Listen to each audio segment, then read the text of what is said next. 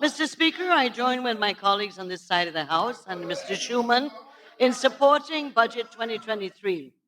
This budget comes after the emergency budget of 2020 and the 2021 and Honorable 22 budgets. Minister, the Honorable Member, Mr. Duncan, continue to shout, and Honorable Chief Whip, I would ask that you speak with the particular member. Go ahead, Honorable Minister, I start your clock. And the Honorable Chief Whip, the Honorable Mahipal is becoming a bit disgusting now. Honorable Minister, you may proceed starting now. Thank you very much, Mr. Speaker. As I said, this budget comes after the emergency budget of 2020 and the 2021 and 2022 budgets to rebalance Guyana after the 5 years of APNU AFC incompetence as a government. And it has set the foundation for its transformation, steadfastly, carefully, calculatedly, step by step, for the sustainable transformation of our nation, improving lives today, building prosperity for tomorrow. The vision laid out in our 2020 manifesto, led by the visionary leadership of President Mohammed Ali, Vice President Barack Obama, Prime Minister Mark Phillips, and supported by all of us on this side of the House and the electorate who voted us in, speaks to a future that brings hope, pride, and dignity for all of Guyanese. Mr. Speaker, I have the honor, and sometimes not honor, of being through 32 budgets as a member of Parliament. I must say that gone are the debates, and I think you would support me in this, from the opposition PNC side then, with leaders like Desmond Hoyt, Winston Murray, Kenneth King, Faith Harding, and Derek Bernard, and yourself, Mr. Speaker, when you were MP for the United Force. They came with substance and were effective opposition members. Since 2012, the APNU AFC opposition has become irresponsible and reckless and lacking in substance during these debates, even when they were in government. Worse so in this budget, Mr. Speaker. Dare I say that the listening public, like we on this side of the House, have been subjected to the vitriol of the APNU AFC MPs, who appear to be living and nurtured in a bubble of intellectual opportunism and naysay, in some cases, sheer intellectual bankruptcy. Mr. Speaker, you know, I listened and I have this mental image in my brain of the witches in Macbeth. The three witches who sat over the cauldron and stirred the pot and stirred the pot. And so, Macbeth Shakespeare, when the three witches said double, double, toil and trouble, fire burn and cauldron bubble, that is what you're doing. Always fire burn and cauldron bubble. Trouble, trouble. Mr. Speaker, that I think a rap singer may want to break that into a nice rap song. Might be appropriate because this is what they bring to Guyana. Mr. Speaker, I say intellectual opportunism as repeatedly as they have misquoted, misinformed about the contents of official, regional, and international reports. Mr. Speaker, let me just quickly go through some of these. They kept referring to the FAO report on Latin America and Caribbean on food security. The figure they keep banding around of 42% of the people in Guyana are not having a diet, do not have food security, are not eating properly, are not the figures for Guyana. It is the figures for the Latin American Caribbean region. Secondly, Mr. Speaker, in the same FAO report, they seem to have forgotten, or not read it actually, that Guyana places among 6 countries with the best nourishment rates in the Latin American Caribbean region. So, Mr. Speaker, this intellectual opportunism, and as I said, bankruptcy, I'll continue to show it. Mr. Speaker, I've heard a former member who's left his seat talk about the IMF Article 4, 2022, and castigate it. But the Article 4 of 2022 report on Guyana says that public debt stood at 42.9% of the GDP at the end of 2021, one of the lowest in the Caribbean region. It also points out that the IMF noted the PPC government of Ghana's progress in strengthening Ghana's anti-corruption framework and fiscal transparency in the extractive industries. It pointed out and went on in a number of ways to explain that. Mr. Speaker, the IMF report also talked about in relation to the expenditure on public investment and construction, that this was a way to, quote, ease the cost of living pressures for the population. These investments can once again be seen in the 2023 budget with additional capital investments in key infrastructure projects. This level of public capital investment, as well as the authority's commitment to a zero overall balance in the medium term, form the basis of a progressive and positive medium-term macro-fiscal framework as is laid out by the IMF in its 2022 level. With this level of expected investment, implementation with the tenders for large infrastructure projects allotted to international firms that will import capital goods and workers, inflation is expected to be contained in the medium term. I'm quoting all the time from the IMF. In addition to that, the IMF notes in relation to inflation that it expected it to rise to 9.4% by the end of 2022. However, it admits that efforts by the government of Guyana to manage to reduce the impact of many exogenous factors and ultimately reduce the actual rate of inflation as compared to the estimate rate of the IMF. Lastly, in comparison to the region, it notes that Ghana, it goes on to say that growth is higher in Ghana than in its regional partners, owing especially to the expanding oil and gas sector, which we know. Inflation is also reported as remaining subdued in comparison to regional peers. The fiscal performance of Ghana was better than in any other regional commodity exporters, and external borrowing remained low. Mr. Speaker, this document was misquoted in this House yesterday and gave a totally different picture. Totally different. This is repeated what I call intellectual opportunism in the nicest and intellectual bankruptcy in the worst. I'm being very polite because the speakers made it very clear certain words can't be used in here. So let's go on. Honorable Minister, you had one beep already. Yes. You're responsible.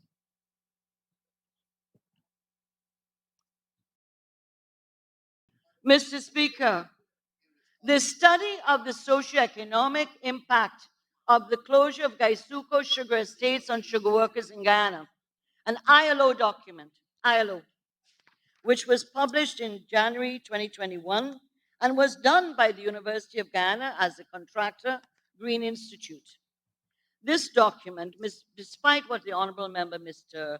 Ramjatan, has said, it has found that the livelihoods of sugar workers who were laid off were severely compromised. Severely compromised. The document goes on to show that even years later, some of the workers are still employed at the time of being interviewed, while most who did find jobs were doing so on a part-time or seasonal basis. The whole document is here, yet the Honorable Member made it seem as if the closure of their states. And by the way, Mr. Speaker, I must remind the House that the former president, Mr. Granger, appointed a commission of inquiry into the sugar industry. And that commission of inquiry advised that any closure of any estate would have catastrophic repercussions, not only in the sugar workers, but the entire country. And that was totally ignored because the APNU AFC have a tendency of feeling they know it all. And they're dismissive of any opinion that is different than theirs, as the example today, with an opinion that's different from them, from Mr. Schuman, an honorable member of this House and Deputy Speaker of the House.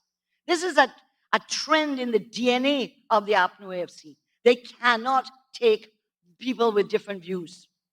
Mr. Speaker, there was a quote too on the Norwegian consultant. Consult, this document I'm reading from, Review of the Amila Falls Hydropower Project in Guyana, final report. This is dated 2016, December the 12th, and this is what it says. Mr. Speaker, on page 35 of 49, this is page 35. Mr. Speaker, it points out the table, and they have a table showing which were the options of Guyana: Amila, Kayachor, Truba, Upper Mass, Al Saru, and Okoblu. And they grade them in their suitability and ability to provide hydropower for Guyana. It says the table that Amila Falls was the most attractive project from a technical, economic point of view and from an environmental point of view.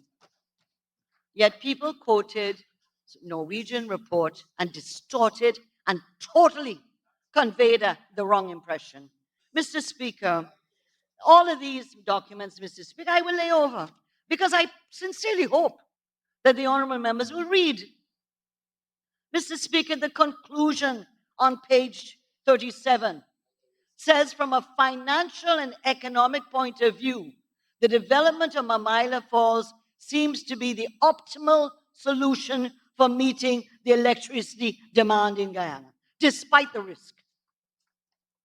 Mr. Speaker, I think I've shown enough that the level of intellectual opportunism and bankruptcy. But Mr. Speaker, I only named a few. One member got up yesterday and proposed mortgage relief from the opposition as if this was a new idea. But the honorable member didn't seem to read the budget, which is not surprising, because on page of the budget, it points out that the mortgage relief on page 92 of 101, I guess it was tiring reading so much, no? So that 92 of 2001, the mortgage relief proposal to increase it from 12 million to from 50 million to 20 million is right here. Obviously, the member never read it.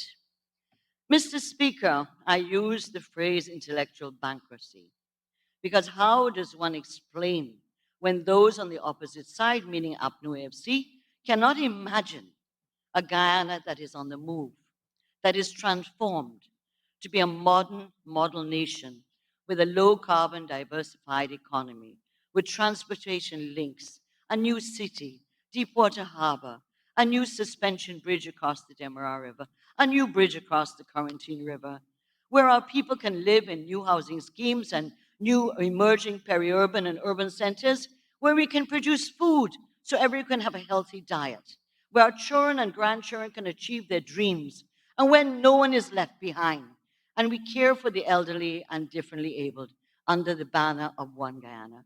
Why is it so difficult for you to support that? You know, Mr. Speaker, it is that the problem, and I'll explain it, Mr. Speaker. I'll explain why APNU AFC has problems.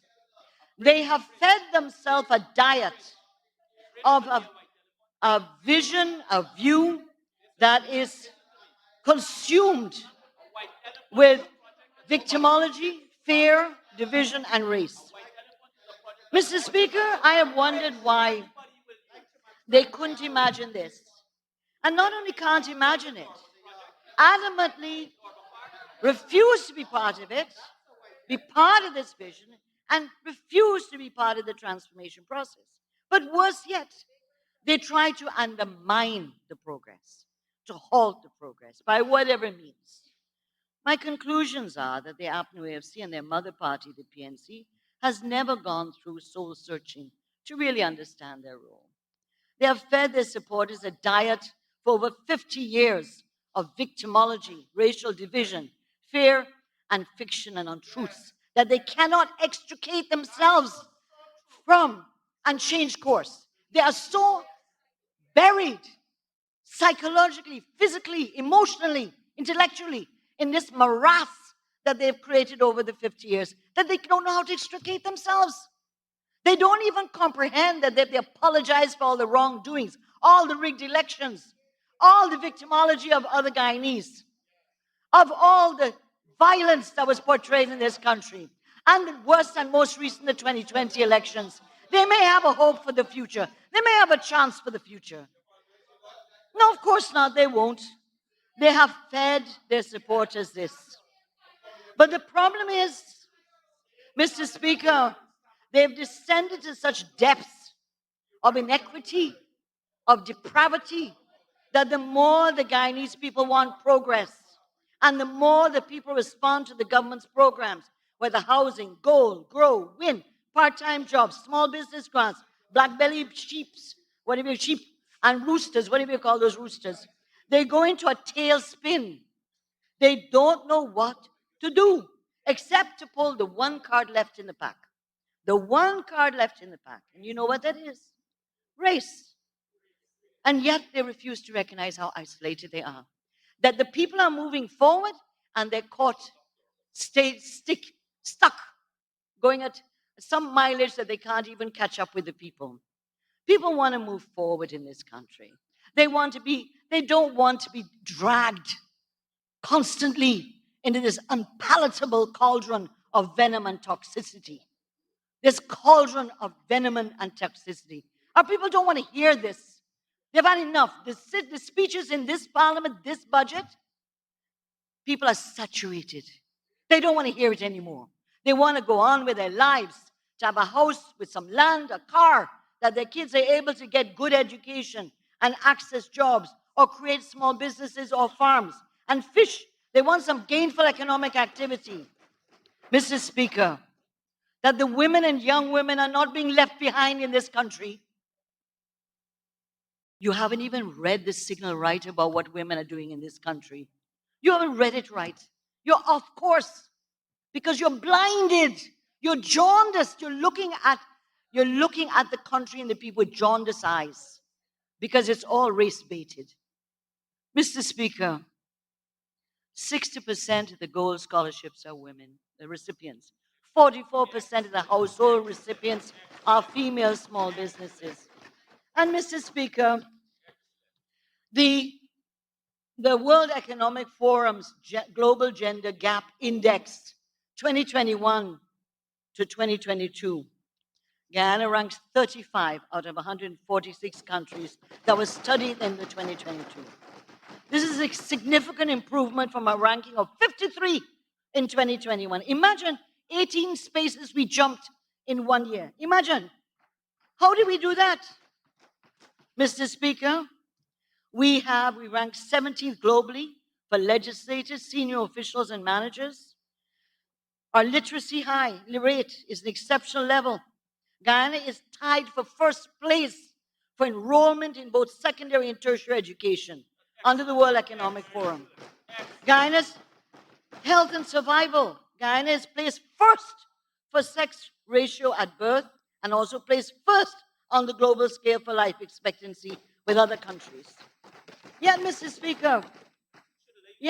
Speaker, the Honorable Leader of the Opposition, who's coming later, and I'm sure you'll respond to me, on 19th of January in a press conference, says, Budget 2023 confirms that the government is clueless, incompetent, uncaring, and anti-poor. Goes on to say that the budget confirms that the government is more interested in serving its business colonies than in living the quality of the life of Guyanese people. It goes on to point out that PPP will not eliminate poverty, will not ensure that families can live comfortable and happy lives. And then on the eve of the budget opening, the debate, on Monday, January the 16th, there's another press statement that comes out from the Office of the PNC statement that says, Guyana has, for instance, and I'm quoting Mr. Speaker, one of the highest rates of poverty and inequality, infant mortality, maternal mortality, suicide, child malnutrition, and preventable deaths. Our country has one of the lowest levels of life expectancy, numeracy and literacy, education performance, and access to quality health care. These indicators are not abstract statistics. Mr. Speaker, I have presented you with statistics. The problem again with the opposition, it is just verbiage supported by nothing. It is sitting on quicksand. You cannot because everything we're looking at data-wise, we have a long way to go. We're a small developing country. But we are making progress. And this is under the PPC because you took us back in the 5 years. You took hundreds and thousands of dollars from each family with all those taxation that you brought on our people and VAT for essential food items. And yet you come here sanctimoniously and pretend that you did a good job. Mr. Speaker, in access to finance, Guyana records near equal rights with women. And in terms of inheritance rights, women and daughters and widows in the report have equal rights. Mr. Speaker, again, more statistics. Mr. Speaker, the APNU AFC does not comprehend this forward and progressive movement of our people. In fact, as I said, they cannot comprehend it. It's unfathomable to them, while at the same time each of the MPs benefit from the measures the government has introduced, as they should. The people like the budget members. Our people like the budget measures. They understand these will bring benefits to their lives. And they want more, and they will. That is normal, and they will get more. But that they understand that the country is progressing. Just look around you, man. As I said, you come to the house with tainted glasses. You need new glasses. Maybe you should join Mr. Frank Anthony's eye care program and get your sight corrected. Because street lights are going up where they weren't any. Roads are going up where they weren't any. Bridges are going up where they weren't. Houses are going up. Just if you want to have an aerial view of the housing program, take a flight from Ogle and fly over Cummings Lodge and Industry.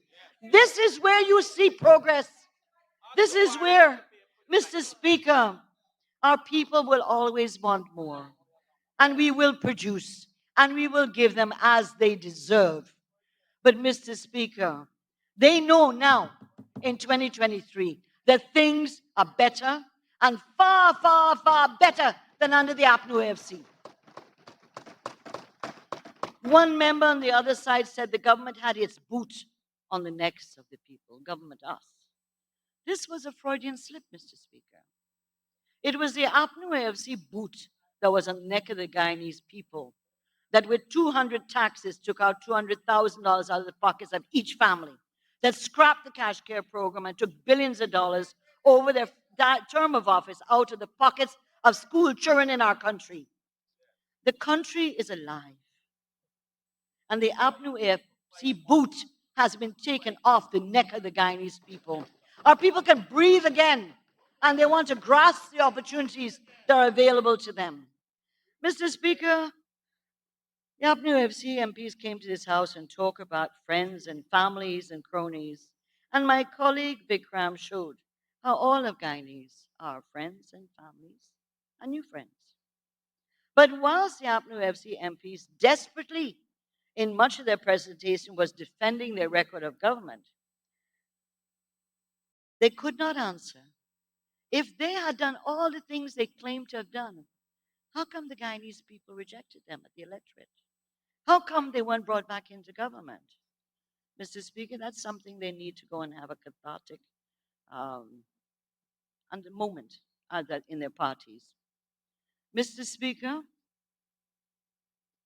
they calculatedly omitted to tell the House that their government had the highest level of executive lawlessness in the history of our nation, with consistent violations of the Constitution over the entire term of office, which escalated after the non-confidence motion and the 2020 elections, where the head of the OS Observer Mission, former Prime Minister Bruce Golding, reported to the OS Permanent Council in July 2020 that, quote, that he had never witnessed such a transparent effort to steal an election, unquote. The audit reports of 2016, 2017, 2018, 2019 are filled with case after case of breaches of the Procurement Act and financial regulations during the afternoon time.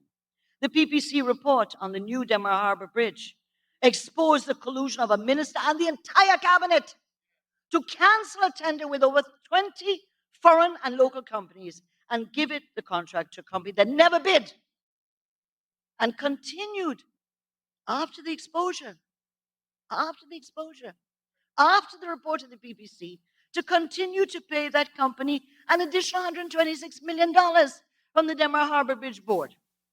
Seriously, you come here and try to play holier than thou? You come here trying to pretend that you're pure? Mr. Speaker, while I was in opposition, I probably had some more time than I may have now, but I compiled a list of scandals up to 2019. 57 scandals, Mr. Speaker.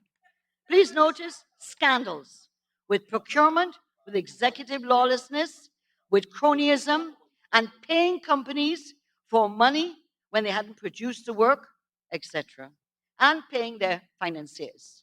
And regrettably, Mr. Speaker, there are a number of persons in this House who are involved in these things then, and some are before the courts. So let me leave that as it is. You know who you are, and we know who you are. Mr. Speaker, the April 2020, the Auditor General report did a special report which was tabled in the House called COVID-19 Pandemic Assistance Voucher Program. That was tabled in this House, and it deals with the period of April 2020 when COVID came along, and that what efforts the government supposedly did to bring relief to our people. I wish to remind you that you had to go and register at the Burnham Institute in, what's it called, that place, Kwame? Opposite Cultural Center, which was the former president's home, which he donated as the Burnham Institute.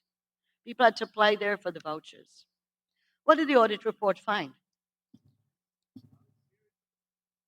Number one, people, and I'm reading, Mr.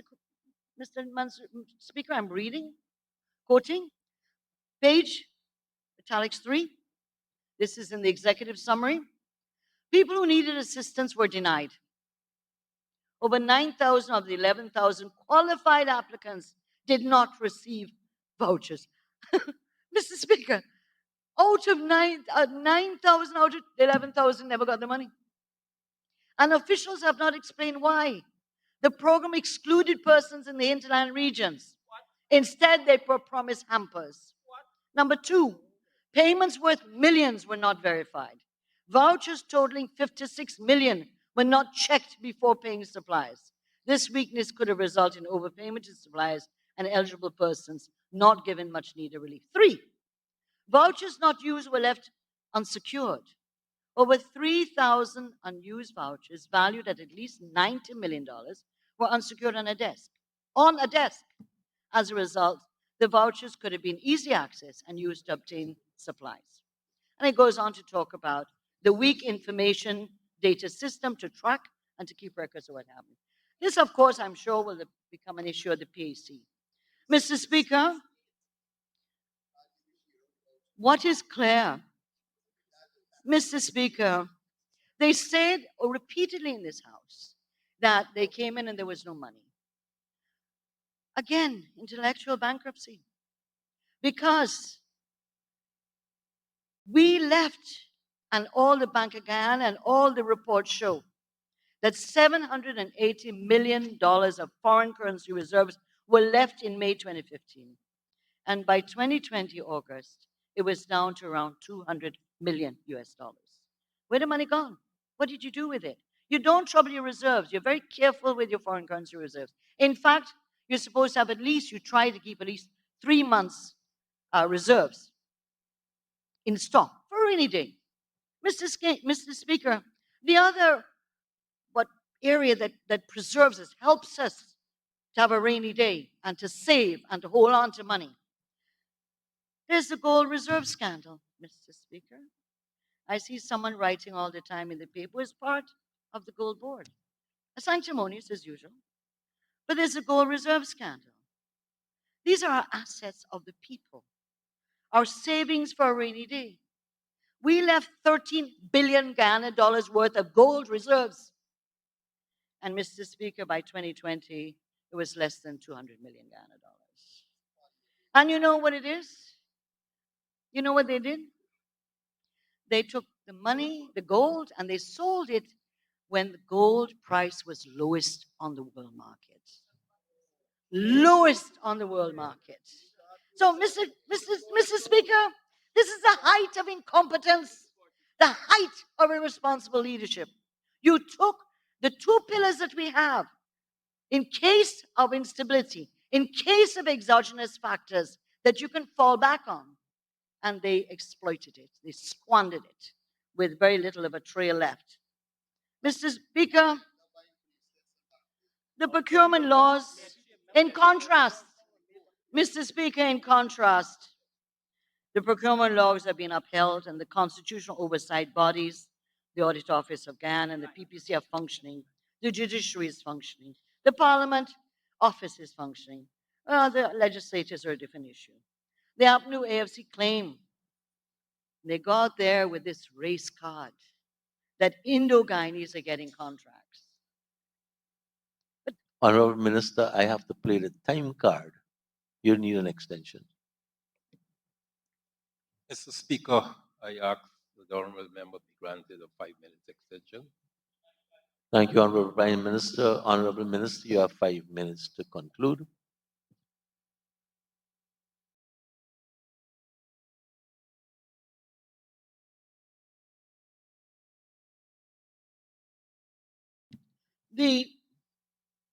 They talk about Indo-Guyanese getting contracts and pointing to this apartheid that they like to refer to.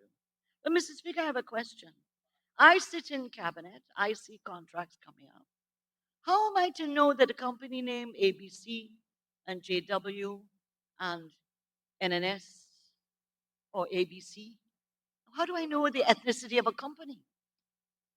How does one deal with the ethnicity of a company? I mean, this opportunism, bankruptcy, intellectual opportunism is so offensive.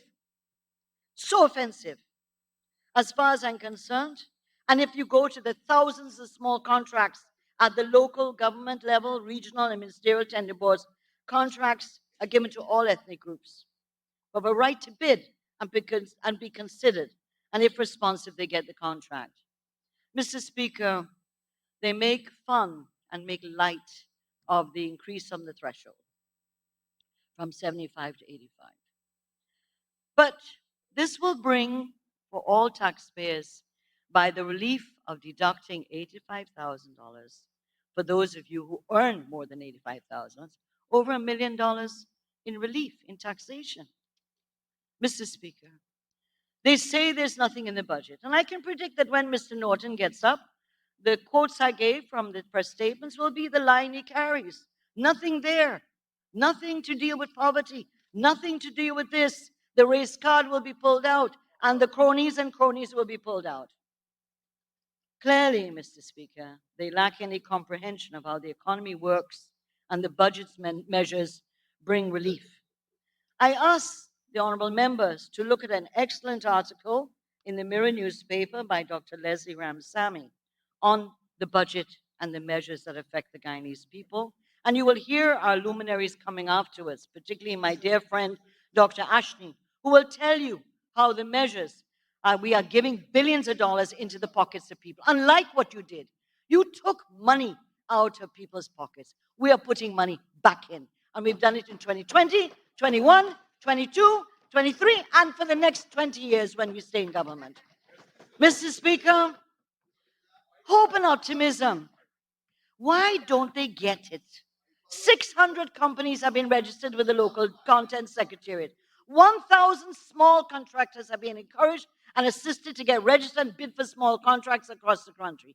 Each of these small contractors, 1,000 of them, hire at least 5 people. Creates jobs. 1,200 small grants, according to my colleague, Minister Waldron, received from small business in 2022. 40% increase than before. The Amerindian village councils, no matter what Mr. Henry says, are being given contracts to build roads and infrastructure in communities. And Warramadon has a contract, the same region where Upper Maz, where the honorable member comes from, to build a new primary school. And they're doing it. Mr. Speaker, everywhere you go, there's change. The architecture is changing. The landscape of each village, each area, each part of this country is changing rapidly, Mr. Speaker. Mr. Speaker, the level of race and racial innuendos was sickening in this debate. Deliberately putting one area of the country and one ethnic group against each other is reprehensible. They cast empty barrels around, dropping laced comments about discrimination, but they refused to bring one single case of such. Mr. Speaker, the people know you better than you know yourselves. They know you better than you know yourselves because they've experienced you from 1964 to 1992. They've experienced you from 15 to 2020. But they also experienced you in 2011 when you got the one seat more and we were in government. They saw you cut $90 billion out of the budget for the Amerindia Development Fund, for airstrips, for salaries for public servants. They saw all of that. So I repeat, the people know you better than you know yourselves. Mr. Speaker, this is a visible, accessible, accountable, communicative government to all Guyanese. We are based on a policy of inclusivity and participation. And we brought in new initiatives, such as Men on Mission, for example, to fight domestic violence. Why aren't you standing with us? This is not, as Priya Manik-Chan said, a political issue. Presidential Youth Advisory Council to involve young people across this country in learning to take on leadership and solve issues. The National Resource Fund, which has been congratulated by the IMF as we amended it in last year to allow for participant oversight. The leader opposition has to name his person on one committee. I'm not afraid that he's done that yet. The two names came from the Parliamentary Committee as required.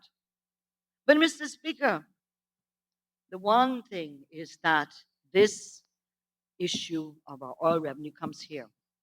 And we never touched the money. Never touched the money until that act was brought back and passed in this House in 2022. You don't think it might have been tempting? If it was in your hands, you would have gone with it already. But Mr. Speaker, I predict, I can know. Mr. Speaker, I'm not a Farsi. As they say in Creole, I'm not a Farsi. Not meaning Farsi, meaning I can see in the future. But I do say today, when the leader opposition speaks, and I'm followed by Mrs. Hughes and Mrs. Valder Lawrence, that we will continue to hear the three witches turning the cauldron. We will hear the three witches stirring the cauldron. Double, double, toil and trouble, fire burn and cauldron bubble. Thank you.